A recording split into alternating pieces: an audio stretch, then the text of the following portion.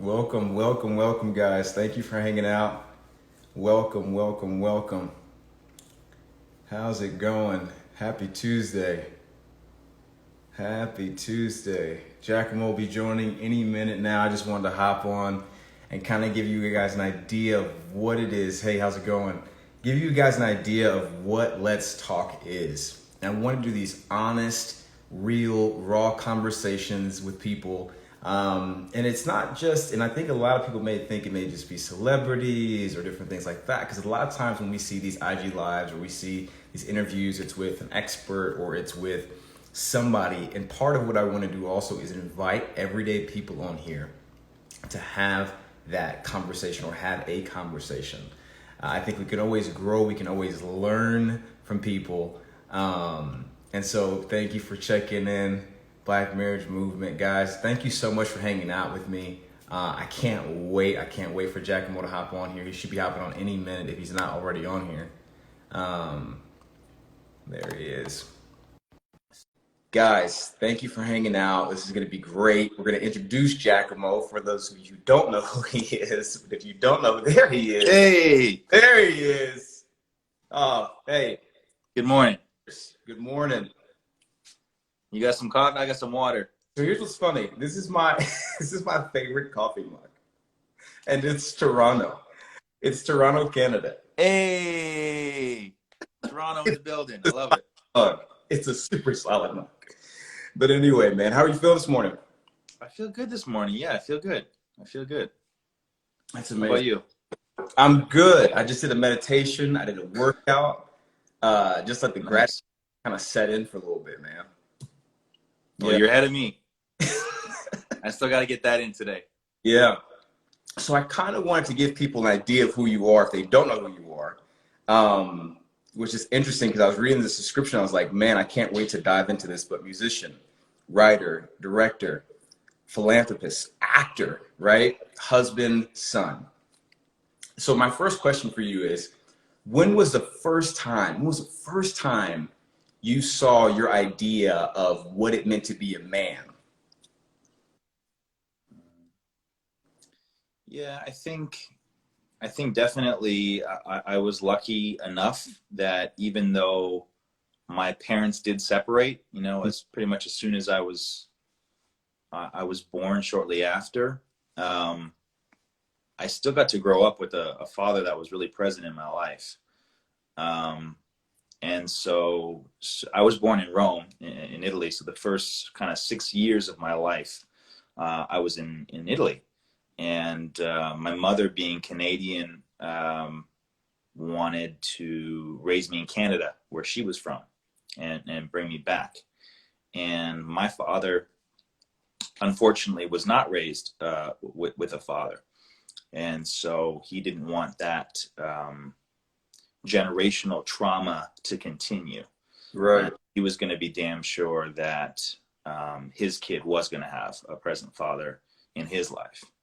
And so he left everything he knew and moved to a new country where he didn't know the culture, he didn't know the language, just so he could be in my life. And it's a debt I can never repay. And it's something that, just in its own taught me so much about what it is to be a man. But if you could break that down to characteristics, right? Because he did something for you that was like, okay, let me do this from my heart. And so you felt that, right? Yeah. Like there's a sacrifice being made here. If you could break it down into characteristics, because we're in a time right now where everyone's trying to define things, right? Everyone wants to define what this movement is. It's difficult to define. I mean, I guess a sort of sense of altruism, a sense of like, unconditional love. Because that's not something that you do to ask something back. Right. That's something you do to do. Right. And so I think, in speaking of what a gentleman is, or a good man, or a kind man, that's really kind of, for me, what it comes down to is just sort of being someone of, a man of your word, and loving people unconditionally, and continuing to try to inspire other people to do the same. It's very contagious. And most of male role models that I had in my life growing up, which was like my father and my uncles and, you know, my grandfathers and stuff like that. We're all luckily men like this. So I had really great role models, almost in a way of like, damn, I don't know if I could ever achieve that. Like, uh, like when I think about like what my grandfather accomplished and like what he went through and like the adversity that he faced and what he taught himself, I'm like, man, like I don't know if I could have been as resilient as you. Yeah. So then let me ask you, so you would think, or you would say, right, manhood is synonymous with love. Definitely. Do you think culturally our men are living that out? Absolutely not. No, not at all. And why do you No. think it is? Where do you think we lost that? Where do you think we that link got missed?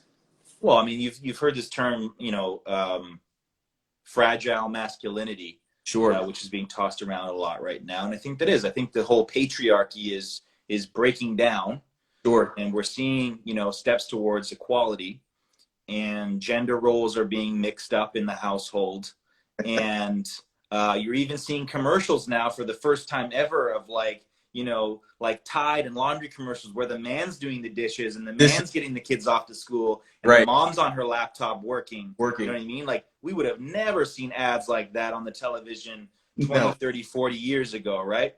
And so I think all these traditional roles that the patriarchy kind of set up of like, this is the way, this is the law, are all now being flipped on its head. And I think both men and women are kind of being tasked with this, like, well, whose responsibility is what? You know, what do we do? And at the end of the day, it's just like, it's just be a good person, just help each other out. You know, there's no that this is a man's job or this is a woman's job.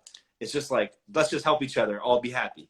You know what I mean? But they can be confusing. And I think a lot of people, myself included, I do love structure. I do love rules. I love things. That's how things are clear. You know what I mean? You don't, when the boundaries are clear, you don't get into trouble as easily, you know? Yeah. So then let me switch gears on you, right? So you're talking about the way we operate in society. You talk about gender roles and these different things. I think the word chivalry plays a part in this conversation, right? So to you, this should be interesting to hear. Is chivalry dead? No, God. I mean, it's obviously not dead. Right. I think in a way, it's funny. It's like chivalry has evolved, if anything. Right. You know, because these gender roles are all kind of being broken down. It's almost like that role. There's a very classic sense of a gentleman. You have this photograph of like some man in the 40s throwing down his overcoat over a puddle and letting a woman step across on, Right. you know, these are these sort of very old traditional romantic ideas of what a gentleman is. But like, I think it's just being considerate. And I think being a gentleman is being a feminist, to be honest. Really? Like, it's like just, I think it does. I think it comes down to just like equality, you know what I mean? And making everybody feel seen and heard. Yeah. And I don't think that was being done as much as it is today, Right. on both parts, on both sides. It's interesting. It's interesting you say that because I find the hardest thing right now for me is there's a little bit of both. I see a little bit of like men steering really far away from this idea of like being a gentleman, being chivalrous, and then I see these little glimmers of hope, right? Like there's so many things about you that I'm like, dude, you and I are so similar in a lot of ways, but then there's still this like classic man aspect to us, right? Whether it's motorcycles, boats, like horses, being in the woods, chopping wood, there's this like classic traditional idea of manhood with this layer of like, no, I do all those things, but my women around me are not beneath me, or they're not here to serve me. Like I can be that man and still uplift and empower women. That's the most radical part of the whole concept is, Yeah. and the people and the men that are fighting this are so afraid of, is they think that it's one or the other. And, you know, being open or vulnerable to your emotions, being able to talk about your feelings, to feel comfortable enough in a group setting to say, hey, you know, I saw my therapist this week and I had a really good talk and I had a breakthrough, and not feeling shame about sharing things like that with your community. You know, they think that if they do that, then they sacrifice that thing that you were talking about, which is this traditional idea of a man. Of manhood. If, you know, if I open myself up and I share in that way and I hold space in that way, I lose this very traditional sense of masculinity, and the world or the women in my life won't see me in that way anymore. And it's just simply not true. But it's going to take a lot more men and a lot of more generations of men doing that for it to be more normalized and across the country and the planet, you know. If you could say something right now to, like, let's say a 15-year-old boy who has no clue about what it means to be a gentleman, he has no male role model, what would you share with him about the importance of living that out? See, like, being a gentleman or just being a good man so much is like projecting on like how to treat other people. But I think the thing that's lost along the way is how to treat yourself. And I think the way you know, it's like, you can't be a gentleman. You can't be a kind, compassionate, loving person if you haven't figured your own stuff out, and right. how the either traumas in your life or the things that you haven't been afforded have disproportionately affected you and given you a handicap in life. And we all have it. You know what I mean? There's all different kinds of degrees. It's very complex. You know, but it does take that time, because until you're truly at peace with yourself, and I mean, that's an ongoing journey, you know, till the day you die. Sure. You can never really be a person who could hold space for someone else and allow love into your life. So I think it's a lot about doing the work on yourself, and finding what makes you happy, healing your wounds. And then suddenly you'll just, I think, be much more appreciative of life. Sure. And therefore treat others with much more kindness and respect, because you'll see that they have such tremendous value to you. And based on the things that you weren't afforded in your life, you deserve to have these gifts.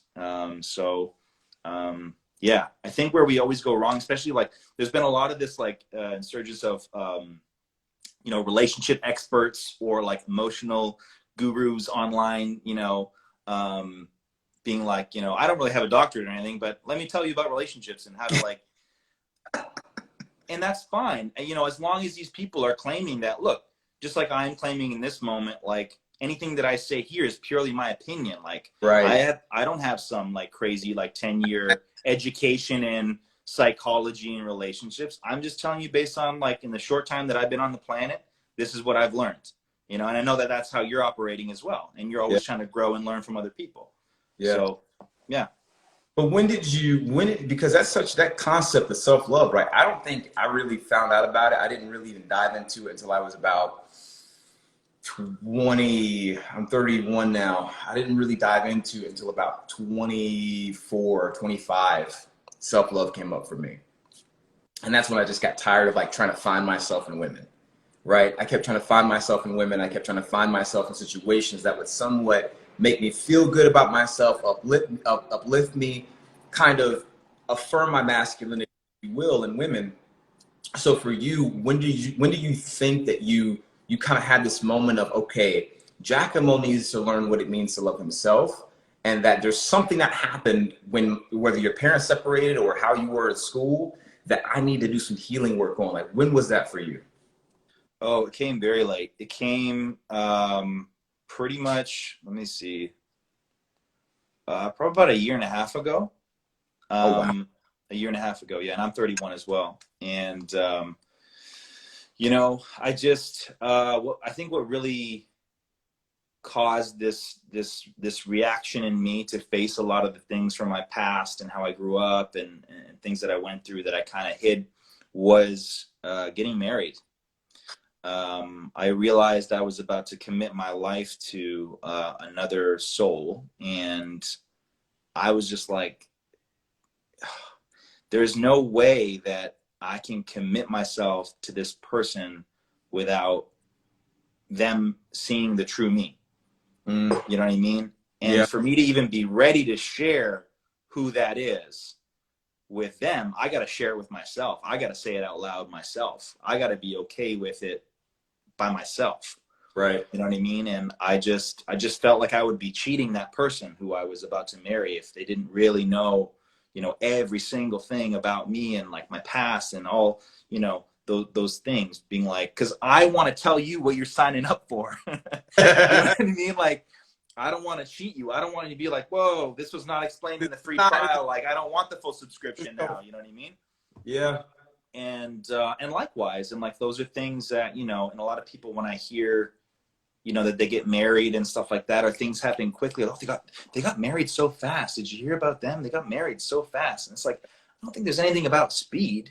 I don't think there's a time limit. If for me, it's just about the conversations. You have to have those really deep conversations. And if you want to get married in 20 days after meeting somebody, go ahead. Go ahead. You know what I mean? Like, if you guys have really had those deep, till 5 a.m. and your eyes hurt talks on a couch about the way you view the world and what you value and what your future looks like, then go ahead. Yeah. You know what I mean? But there's people that have been together for years and they haven't even had that talk and they're getting married.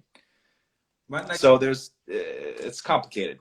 But my next question is brought up because I think about how you're framing this, right? And we're talking about manhood, being a gentleman. We already said that manhood is synonymous with love. So then when you hear the word love, what comes to mind for you? Love. Off the top of my head, patience, I guess, one word. Yeah, I think love is a patient game. Yeah. You have to have a lot of patience, but the payoff is tremendous. So in hindsight, the cost is so small. We only make it seem large in the moment. I think another thing is that I've learned from marriage and certainly other men in my life is that it's more important to be happy than it is to be right. And that's something that I definitely need to ingrain into my head every day. Let's just say that one more time for everybody, because I think that's such a big thing in a relationship, right? And what is it again, please? It's more important to be happy than it is to be right. Oof, my God. It's deep. It's deep, man. He's like, as soon as I get this call, I have to practice it, right? Like there's going to be moments in your life, if you're in love, where, your partner will look up at the sky and say, the sky is green. And you'll say, no, honey, the sky is blue. And they'll say, no, the sky is green. And the sky is blue. And you'll have to agree with them and say, you know what, honey? Absolutely. The sky is green. Knowing full well it's blue. And you'll just have to say, yeah, the sky is green, because it's more important for me to be happy than it is to be right. And I want to have a good day today. You know what I mean? So that's just, what it is. Yeah. So patience. Yeah. Love is patience. Yeah.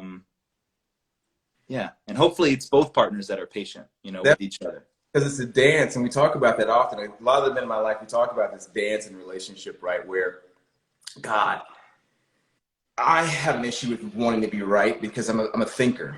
I'm a thinker, man. I'll think a whole argument, I got backstory, I got everything. Oh yeah, same. We're going, right? But then I realize how she feels after is not worth me being right. If my whole point was to I got a strategy, I'm gonna show you why I did this and you're wrong, or we should have did it this way and you wanted it your way. The way she feels after does not speak to what my other romantic words have said. No. And you're not thinking long term. You're caught in the moment. You're not seeing how this is going to negatively affect your life in about 20 minutes. You know what I mean? Like, it's real. You know what I mean? Like, my wife is like dying watching this video right now, I'm sure. I can imagine. She calls me the lawyer. She calls me the lawyer because I break down the case and I have all the points and I remember all the words that were said and I hold her to task. But at the end of the day, it's just like, yeah, but what I'm doing right now, is it worth?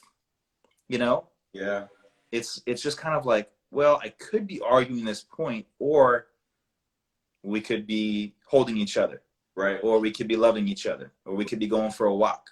So why are we doing this? I don't even care.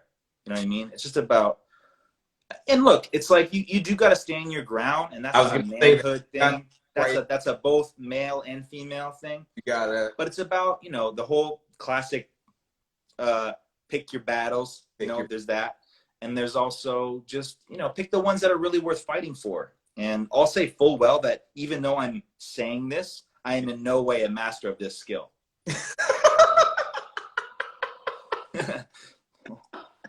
Dude, I swear to God, I'm right there with you. Because so many people come to my page and I'm like, God, this guy's a master at like relationships. No. And I'm actively practicing these things and failing epically.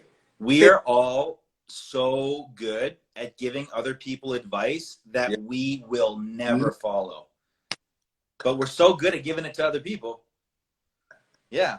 Oh man, you have relationship problems? Just try this. And then you walk away being like, damn, I should try that. I just try that. You know what I mean? Like, I'm telling all these people to do it. Why am I not doing it myself? Oh, shit. But it's so true. We do. It's probably one of the things that when I get them posting something, I immediately think to myself, oh, this is going to bite me in the ass.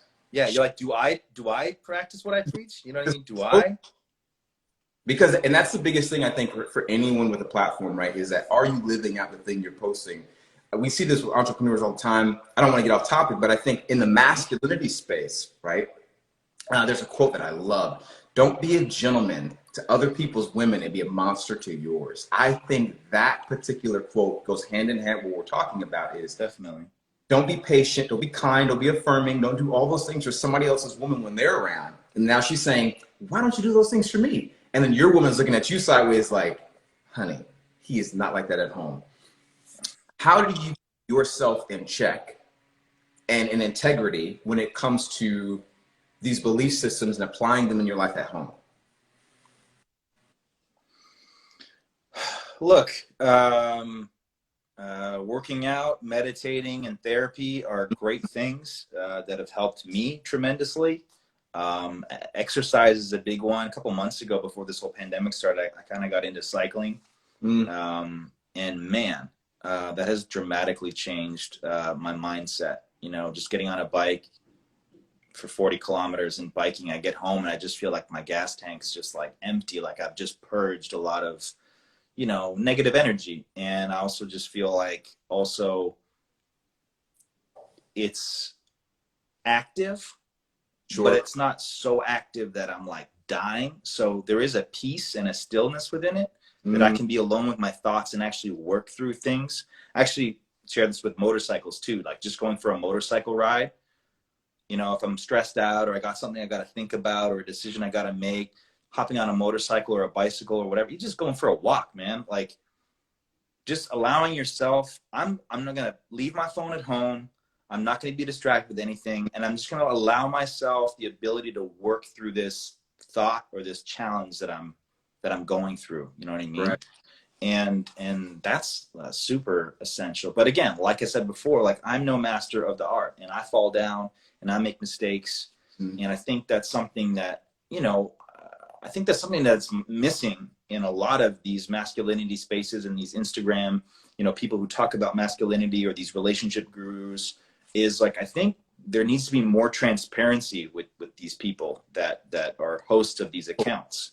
Yeah. That they need to be like, yeah, I post this stuff, but I'm also working on it myself and I'm not doing great, but I'm doing my best and I'm trying to get better every day so that the viewers can connect and go, oh, I thought he had it figured out the whole time. And now I know he's human just like me and he's not Superman. Because then it's harder to, so it becomes unattainable. And you're not as relatable, you're not as personable. And that's the one thing that I want to kind of give, because I get a lot of messages about how do I get my husband to be like you? How do I get my boyfriend to be like you? And I'm like, you don't want that. You don't really know all that you're asking for. Yeah. Trying to have him become like me. You may have a better off guy. It's just, there's something that you're not enjoying at the moment, right? But I think, man, I could kind of go on forever about this particular topic, because the thing that I'm seeing, the issue that I'm seeing is, and I'm so sorry, women, but I have to say this, is it's like women are looking for this super man that's like a gentleman, but like, he's like perfect. Like he makes no mistakes. So when they read a post about if he doesn't treat you this way, or if he doesn't, it's all momentary. It's all based in a moment, right? Yeah. It's based in anything else outside of like looking at the long term and the big picture, right? And I think that's the issue that I'm seeing, is that they're not looking at the long term, as opposed to like in that particular time. Maybe he didn't give you the compliment you wanted. Don't take that post, don't take that meme, and now run with it and make him a bad guy. It was a moment. Mm-hmm. No, and nobody deserves to be defined by their worst day. You know, that's a great quote that I hold on to. You know, now that's not to say that a guy gets, you know, 10 tries. No, that's too much. You get 3 at bat, that's it. You know what I mean? But like, yeah, we don't deserve to be judged on our worst day. We're always trying to learn, and I think there's this topic that comes up. I know you follow the Create the Love Yeah, yeah, on Instagram, and he's talked a lot about, you know, this common thread of both men and women having a complex to fix people, right, finding someone that they can fix, right. right? Oh, you're broken. You're this wounded little bird. I'm gonna come and save you. I'm gonna put you all back together again and get all my satisfaction over helping you, right? And it's very toxic and unhealthy. You know what I mean? We got to meet each other halfway. And Mm-hmm. if someone maybe is in that state, then maybe they're not ready to be in a relationship. And I think certain people,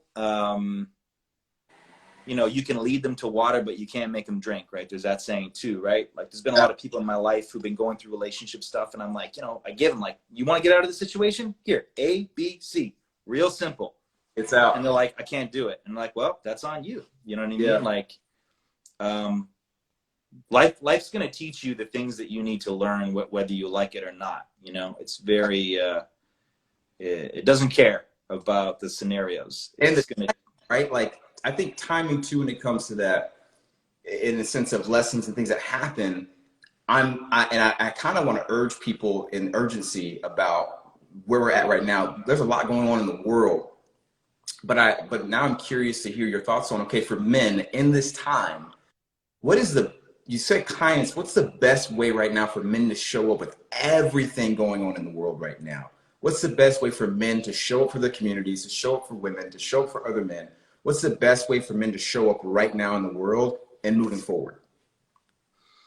I think, you know, to make a kind of a pivot, but to answer your thing, it's the same thing that's happening with the racial issues going on right now, right? In terms of what's really being most asked of allies to Black people and allies to other people who are going through these things right now is like, it's not enough to be anti-racist. You know, it's not enough to be, oh, I'm not racist. It's, you have to be anti-racist, right? So in the same thing here, it's like, it's not enough to be like, oh, I don't treat women like that.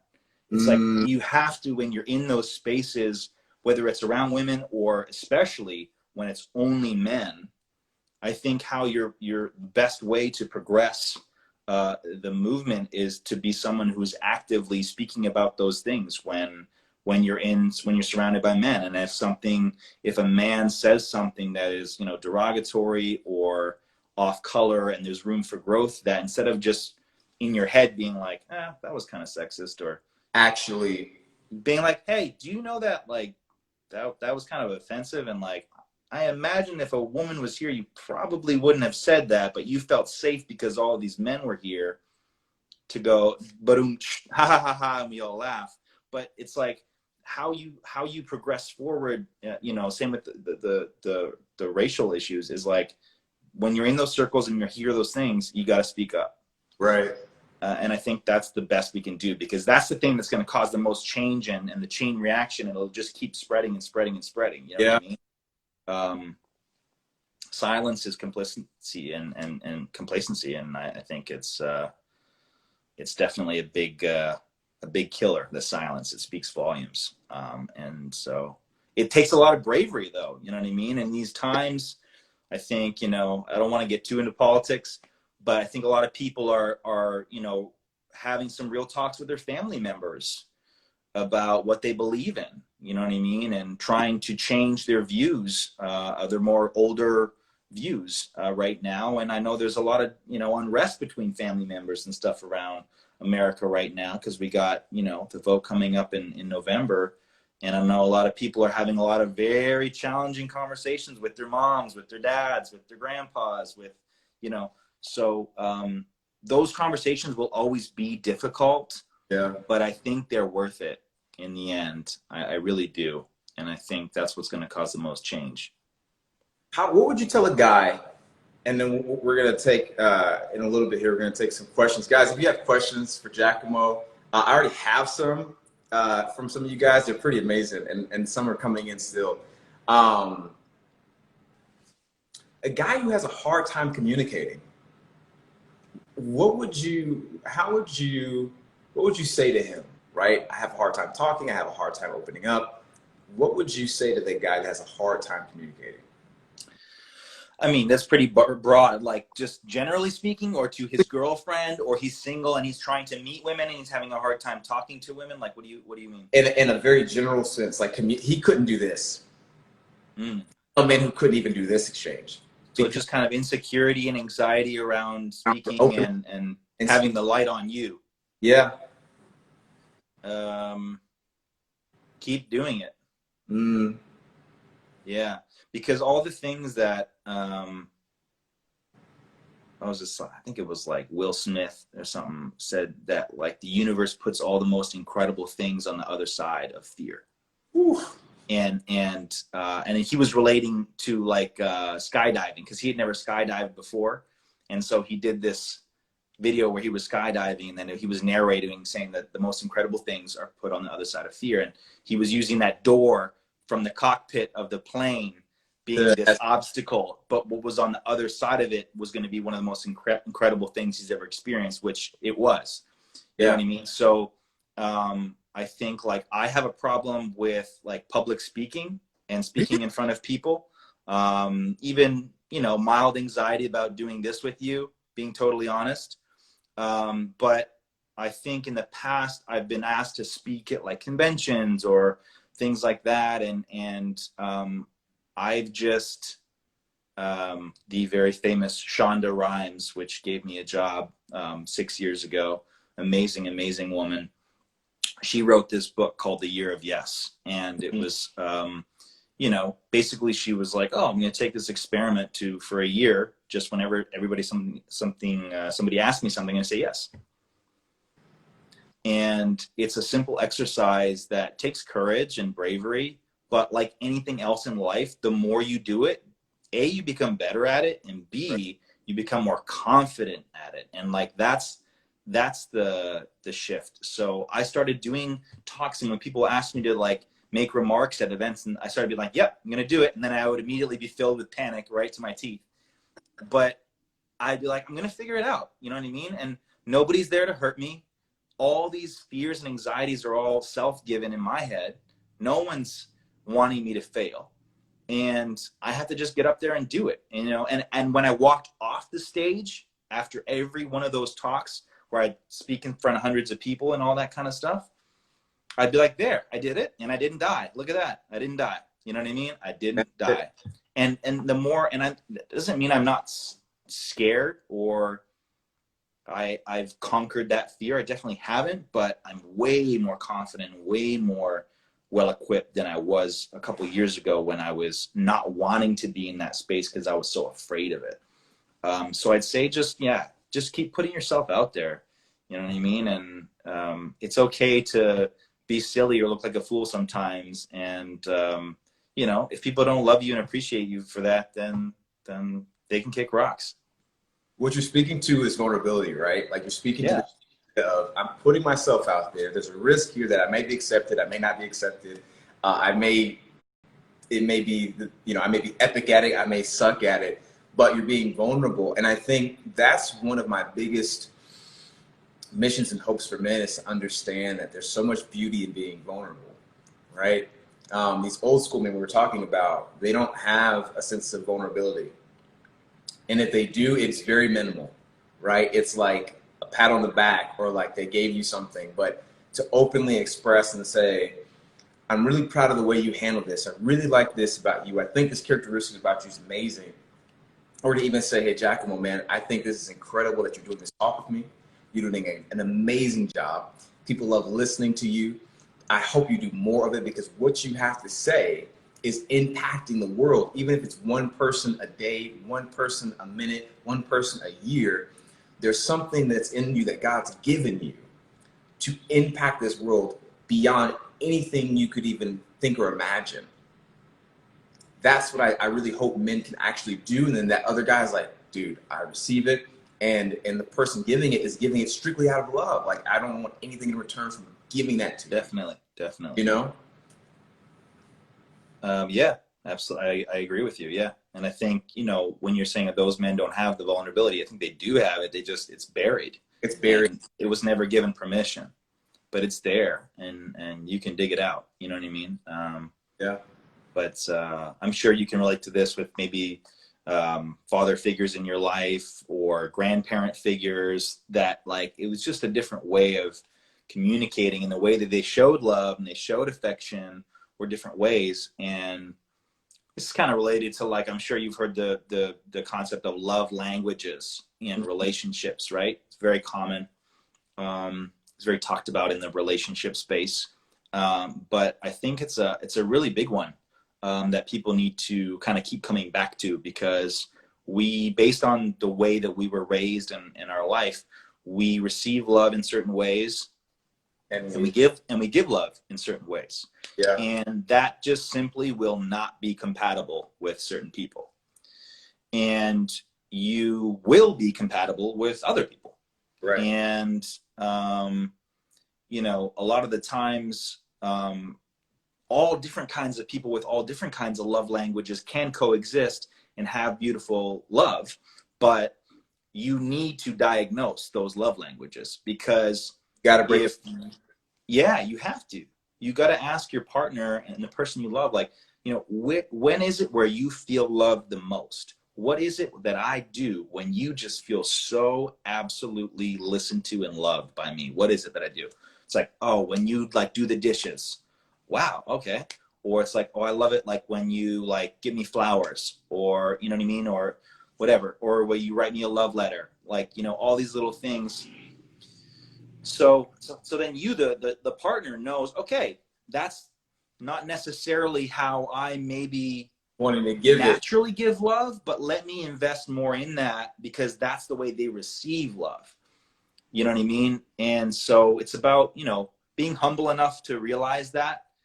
And even though, like, oh, but I just want to do this for you all the time, because that's going to make me feel like I'm loving you. And they're going to be like, yeah, but I don't feel love that way. I just don't. So it's not about you anymore.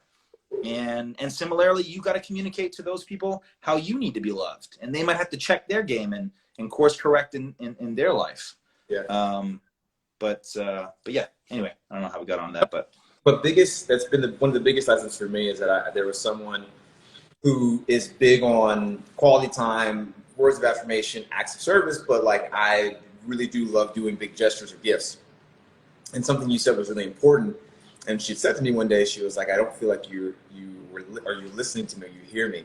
And so I think that particular thing in relationship is that I tell people now, you not listening is either more harmful or hurtful than you going out and cheating, you going out and doing something that is obviously hurting them, right? A direct, literal way of you saying, I'm going to hurt you.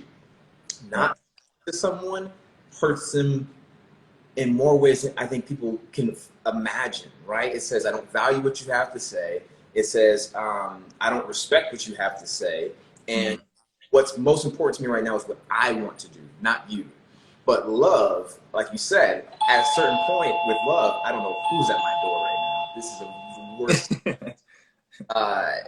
I really don't know who that is. Maybe it's her telling you that you're not listening to her. I really, I'm not getting up to, like, get it. This is so weird. Anyway, so I learned in that moment that I didn't really hear, I wasn't really listening, because I heard what I wanted over what she was asking for. And I think that's one of the most valuable lessons in relationship. And the Bible talks about love does not prefer its own way.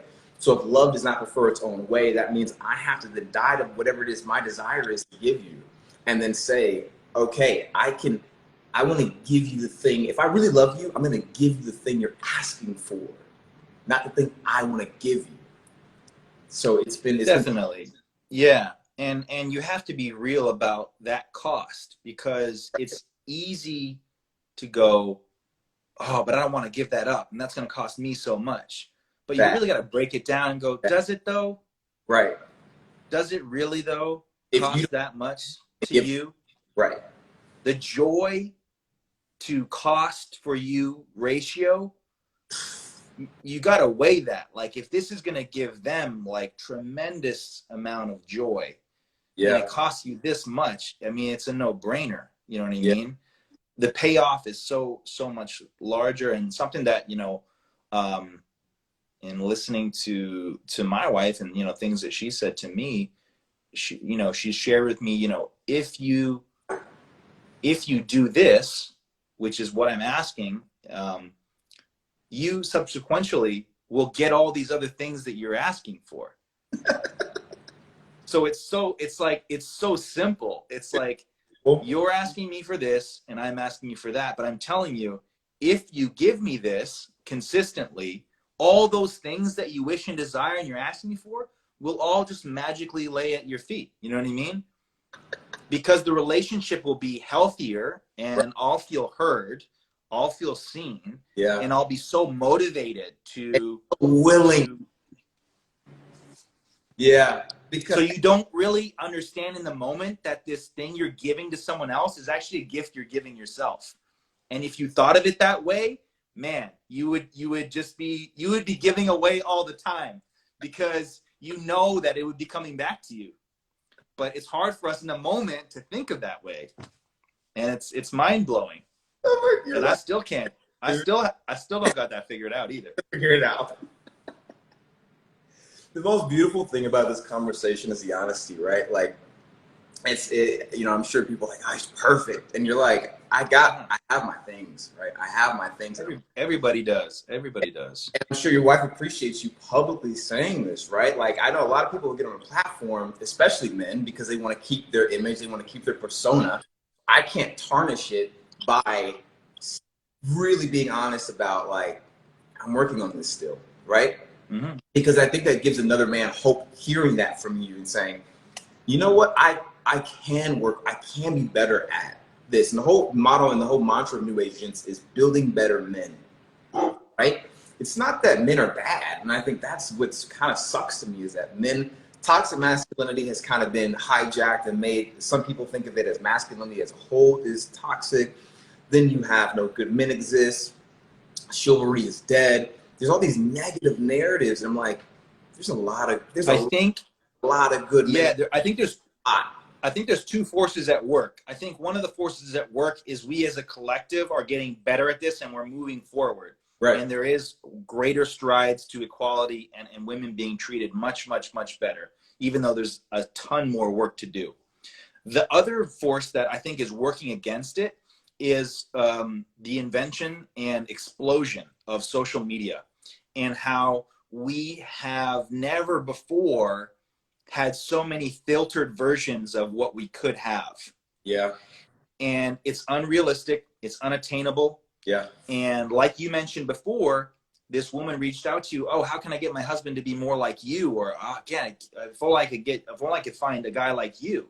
Yeah. And it's like, even though we can be honest about our hardships, our failures, it does not mean that we're still not trying to portray our best version of ourselves on our Instagram and on our social medias, right? And so we all need to remind ourselves of that. We need to take every post with a grain of salt and remind ourselves that most people don't post the bad days. Most people post the good days.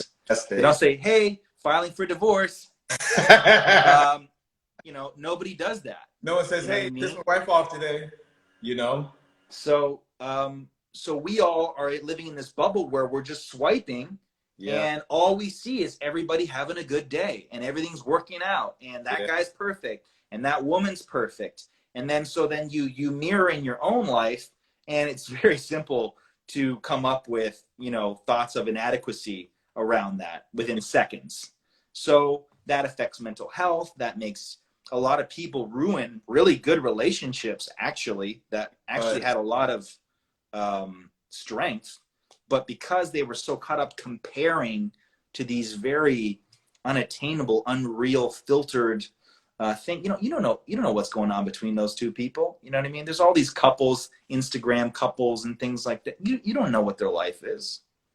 You have no idea what their life is. Sorry, I don't know. So it's just like I don't know. Was someone ringing your doorbell? Yeah, dude, it's I don't know what's happening today. Maybe you got a package coming? Yeah, I should just put like IG live in process, like don't ring doorbell. It's all good. It's just making it more exciting. But let me do this. So let's get some questions answered. What is I don't even know this question. So this one guy, and I'm curious how you would answer this question. He says, "I'm not a gentleman, but I want to be, and I was wondering what it's like." And I'm like, I don't know if that's him being sarcastic, but I also feel like, what if this guy's really reaching this question? I'm not a gentleman, but I want to know what it's like. Yeah, I'm not a gentleman, but I want to be. So I was wondering what it's like. Like, it sounds like a real question, so we can answer it. I mean, he doesn't live a gentleman lifestyle, right? He doesn't put kindness first, he doesn't put love first, but he wants to be that kind of guy. And I think he wants to know, well, what is that life experience like? What would you say that is? Yeah, I think gentleman has this very man associated with woman definition. Yeah. But I think it's really just about being a good human being. Right. You know what I mean? Being a good father, being a good brother, being a good son, being a good partner, a good husband. You know what I mean? Just someone who is just considerate, someone who is patient and someone who is considerate.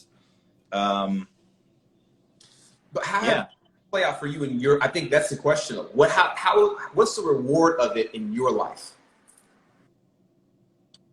I mean, I found that it's been beautiful to have, success in my life, in this passion of mine that I have, which has been tremendously rewarding. But I've been doing a lot of charity work for a long time. My impact has only been able to grow as my career has grown because of the call to action and power that I have on my platform. And I couldn't possibly tell you that anything that I've achieved in my acting life is more meaningful than any of that work. Right. That like literally helped people. Or the satisfaction or the joy that I got from helping people and doing charity work and giving back and raising money for families and people that need it. And so I think that's something that even there, just like, I think I always tell people who want to get involved, because I'm involved with a lot of charity groups in my friend's place who does homeless youth resource center here in Hollywood, that like you go in thinking you're helping someone else when you volunteer, but by the end of the day you leave and you're like, oh my God, like I was helping me. Yeah. Like I just fed my soul so much. Like I had this amazing interaction with someone and we connected. And I felt like I helped them, and I felt like, in turn, that person helped me. Maybe think about something that I was putting off or something I wasn't wanting to deal with. And so, yeah, just that helping others is always helping yourself.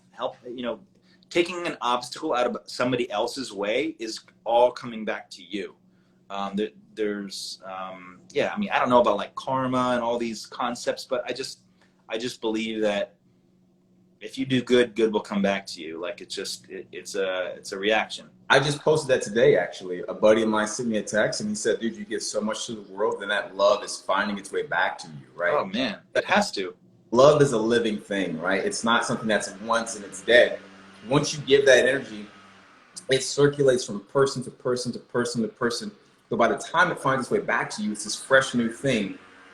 And I didn't know that I needed it. Like, I didn't know that I needed these moments of like random love and a compliment or, let me do this for you out of my own free will, and don't worry about, wanting me giving you anything back or whatever. And I've been kind of sitting with this idea of like, one of the most beautiful things we can do in this life with our energy, with our time, with our efforts, with our thoughts is to give. And I think that's what I want this conversation to be for everyone listening, is like, we didn't want to just have a conversation for the sake of like, for the sake of doing this and whatever. It's like, we want to give something. We want to give anyone who's listening. And in one way or another, not that we're wanting it to, but it will find its way back to us in a shape or form. If someone's going to write you and say, hey, I gave my husband a shot, and now he's the best man he could have ever been.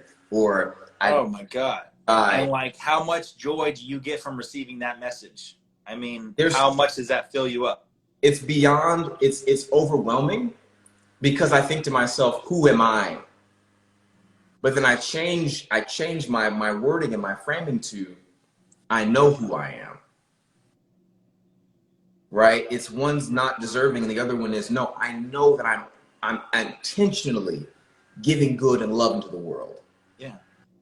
So then people would say, well, how did you have an interview with this guy and da da da da da? I'm just giving love, and people, no matter who they are in the world, can feel that, hold that love, and say, you know what? I want to be a part of that. I want to, whatever the case may be, and I want to give that back. Well, I think that's how a connection between you and I started, because I just connected with the things that you were saying, the things that you were posting, and I similarly felt, I want to be a part of that. I want to be a part of that discussion. You know what I mean? I want to amplify that discussion. Yeah. Which is what we're doing today. Which is incredible. And I'm like, because for time purposes, thank you for that. Thank you, Nikki. Because one of my favorite messages is she says, my husband and I send your posts back and forth to each other. Yeah. And I was like, wait, what? Like, oh, totally. Yeah. And I was like, that's amazing. And I mean, there's so many things about you that I resonated with and I related. I'm a romantic, and I think you're romantic. I think everything from like cook food from scratch to like the music, setting the mood, going on long trips, being in nature, like, you carved your initials into a tree trunk. There's these things that I think are so romantic about you, but I would not for a second call you soft. And I think, well, I mean, but it's like, it's not even, I don't think it's the words. I think it's like the connotation with the words. It's like, can we make, it's like, I don't know. It's like, why does that have to be a bad thing? Or why does it have to be like, you know what I'm saying? Like, or having moments of softness could be beautiful. You know what I mean? Sure. Or gentle, maybe the word is. The word we're looking for though is gentle. And I think gentle is a choice. Right, gentle is I'm choosing, and that's why I like the sweater, and that you have the sweater, and that the mantra is, I am doing this because I'm choosing to be this way. You have to, because it's not the easiest path, dude. You have to. You have to choose it. It is a conscious decision. Yeah. It can't not be, because we as humans are programmed to take the easier path. That's a survival instinct. Yeah.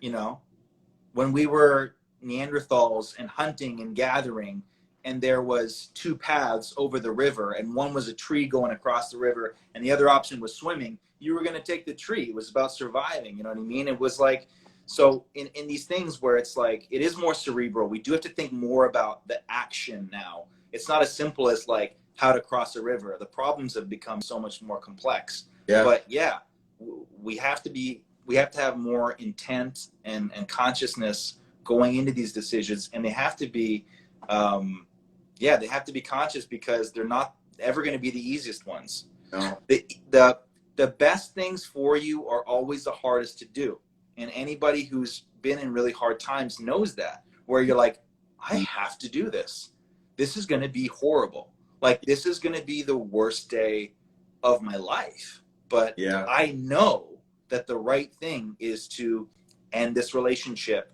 quit my job, drop out of school and change majors. Whatever the problem is in your life, you're faced with those moments where you know that this has to end. I have to do this, but it sucks.